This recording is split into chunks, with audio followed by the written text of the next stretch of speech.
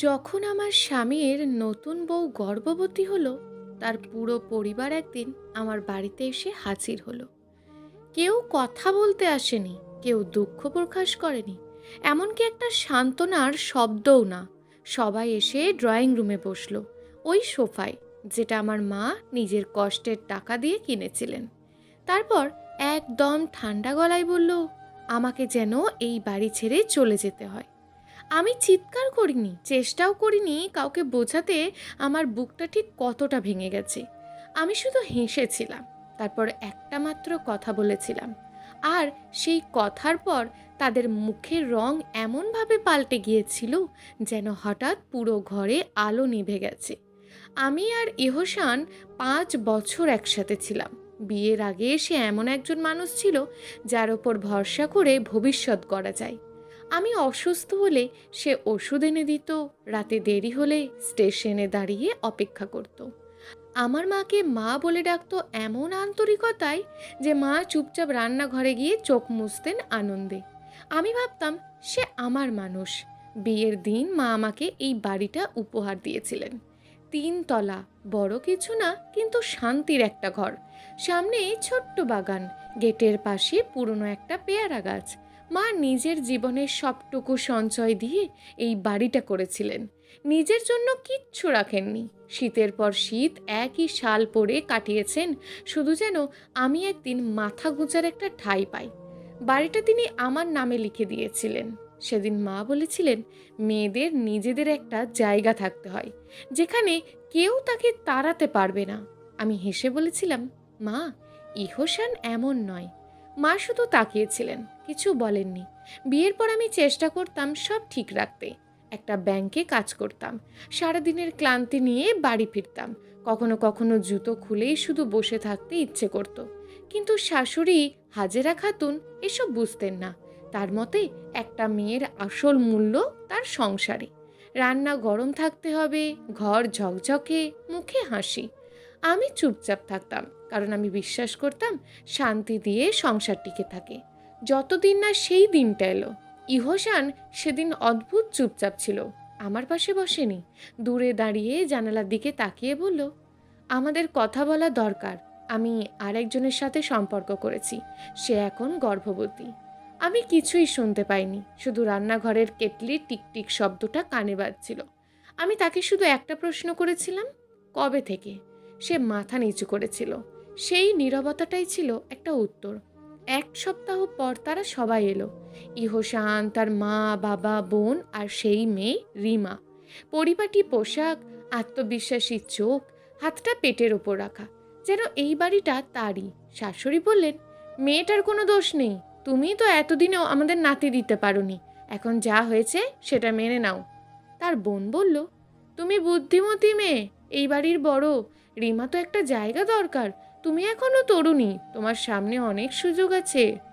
অনেক সুযোগ, এই কথাটা আমার বুকটা কেটে দিল। রিমা নিচু গলায় বলল, আমি কাউকে কষ্ট দিতে চাইনি, কিন্তু আমরা একে অপরকে ভালোবাসি। ইহসান তখনও চুপ। আমি উঠে দাঁড়ালাম। সবাই ভেবেছিল আমি হয়তো চিৎকার করব, কান্না করব। কিন্তু আমি রান্নাঘরে গেলাম, এক গ্লাস পানি খেলাম, তারপর ফিরে এলাম। টেবিলে গ্লাসটা রেখে মায়ের দেওয়া চায়ের প্লেটটার পাশে দাঁড়ালাম, যেটাতে একটা ছোট্ট ফাটল আছে। আমি হাসলাম, একদম শান্তভাবে বললাম, তোমরা ঠিক করছো কে এই বাড়িতে থাকবে আর কে যাবে, কিন্তু একটা কথা বলো তো, তোমরা ধরেই নিচ্ছ কেন যে এই বাড়িটা ইহসানের? ঘরটা হঠাৎ নিস্তব্ধ হয়ে গেল। ইহসান মাথা তুলে তাকালো। শাশুড়ির মুখ ফ্যাকাশে হয়ে গেল। রিমা ধীরে ধীরে হাত নামিয়ে ফেলল। আমি ড্রয়ার থেকে একটা ফাইল বের করলাম, তার ভিতরে একটা কাগজ বের করে সামনে ধরলাম। এই বাড়িটা আমার নামে, আমার মা কিনে দিয়েছেন। এখানে কে থাকবে সেটা আমি ঠিক করব। আমার কণ্ঠে কোনো রাগ ছিল না, শুধু দৃঢ়তা ছিল। সেই প্রথমবার তারা বুঝেছিল আমি আর আগের সেই চুপচাপ থাকা মেয়ে নই।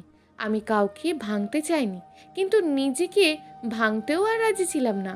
ভালোবাসা যদি সম্মান না দেয়, তাহলে সেটা শুধু অভ্যাস। আর আমি সেই অভ্যাস ছেড়ে বেরিয়ে আসার সাহস পেয়েছিলাম মায়ের শেখানো একটাই কথা, নিজের একটা ঠিকানা থাকা দরকার, যেখানে কেউ এসে বলে দিতে পারবে না তুমি এখানে অপ্রয়োজনীয়। ঘরটা তখনও নিস্তব্ধ।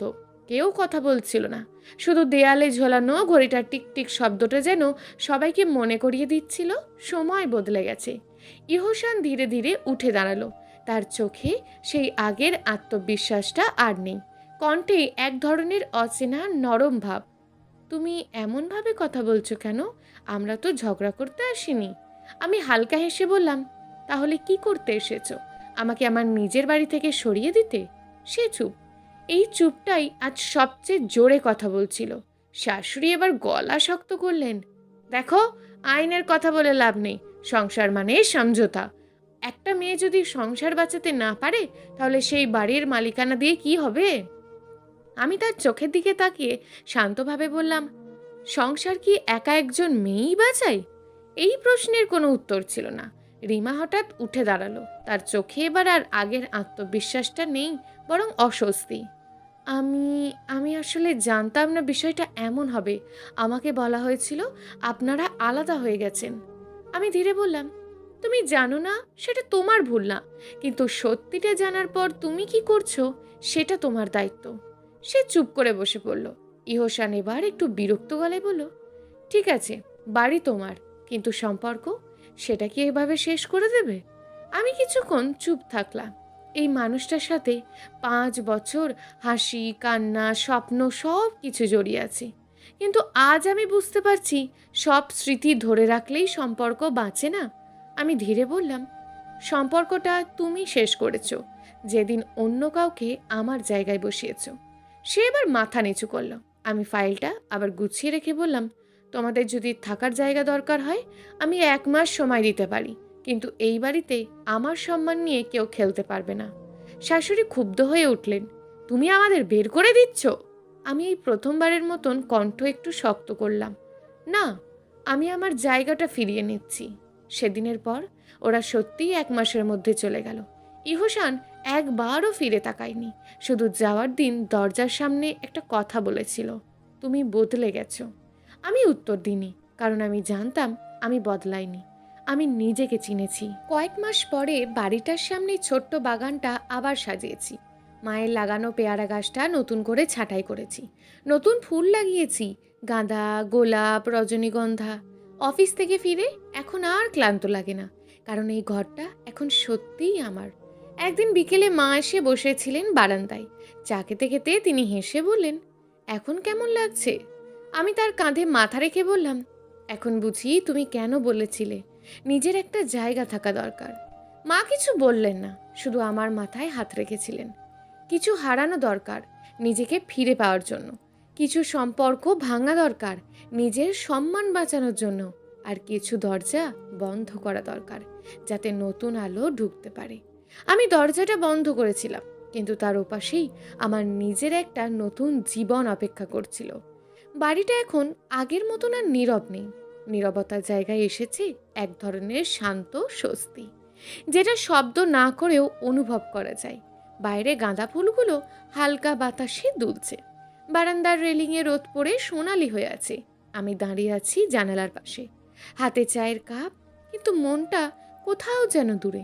মানুষ যখন নিজের ভিতর থেকে বেরিয়ে আসে, তখন বাইরের পৃথিবীটা নতুন লাগে, ঠিক যেমন আমি এখন অনুভব করছি।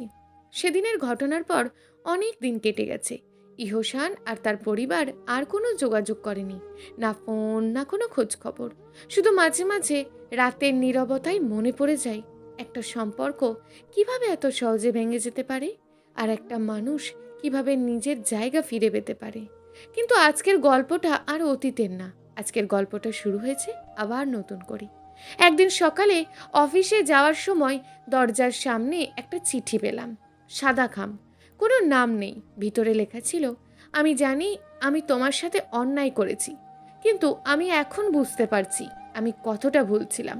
আমি ক্ষমা চাইতে আসছি না, আমি শুধু বলতে চাই তুমি শক্ত ছিলে, তাই তুমি নিজেকে হারাওনি। ইহসান।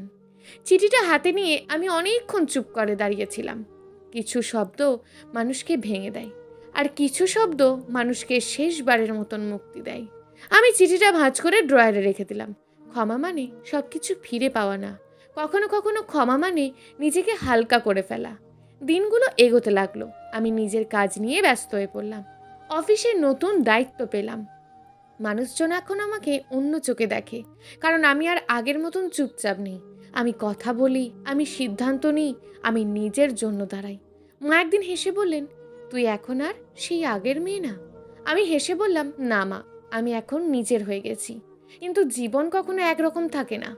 এক বিকেলে অফিস থেকে ফিরছি, হঠাৎ দেখি বাড়ির সামনে একটা পরিচিত ছায়া দাঁড়িয়ে আছে, ইহসান। হাতে কিছু নেই, চোখে আগের সেই অহংকারটাও নেই, বরং এক ধরনের ক্লান্ত মানুষ।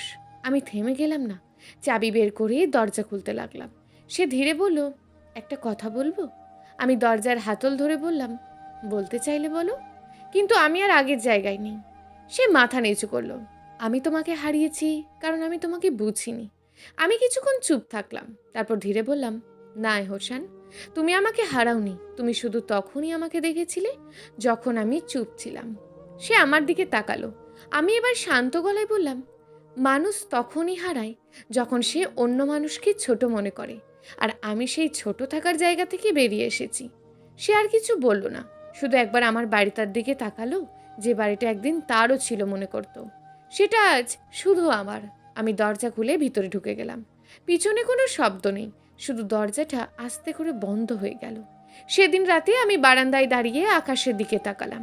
আকাশটা খুব পরিষ্কার, চাঁদের আলো গাছের পাতায় পড়ে ঝিলমিল করছে। আমি বুঝতে পারলাম, জীবনের সবচেয়ে বড় জয় হলো কাউকে হারানো না, বরং নিজেকে আর না হারানো। শেষ কয়েক লাইন, যে সম্পর্ক আমাকে ছোট করেছিল আমি সেটাকে শেষ করেছি, যে ঘর আমাকে বন্ধ করে রেখেছিল আমি সেটাকে নিজের করে নিয়েছি, আর যে আমি একসময় হারিয়ে গিয়েছিলাম সে আমি আবার ফিরে এসেছি। আর এবার আর কোনো দরজার পিছনে নয়, আমি নিজের সামনে দাঁড়িয়ে আছি। সমাপ্ত। গল্প অধিকার ফিরে। লেখক গল্পঘর। প্রিয় দর্শক বন্ধুরা, আজকের গল্পটি যদি ভালো লেগে থাকে তাহলে অবশ্যই কমেন্ট বক্সে আপনার মূল্যবান একটি মন্তব্য করে যাবেন। আর আরও নিত্য নতুন গল্প শোনার জন্য অবশ্যই চ্যানেলটিকে সাবস্ক্রাইব করে দেবেন। দেখা হবে পরবর্তী ভিডিওতে। ততক্ষণ ভালো থাকুন, সুস্থ থাকুন, নিজের পরিবারের খেয়াল রাখুন। ধন্যবাদ।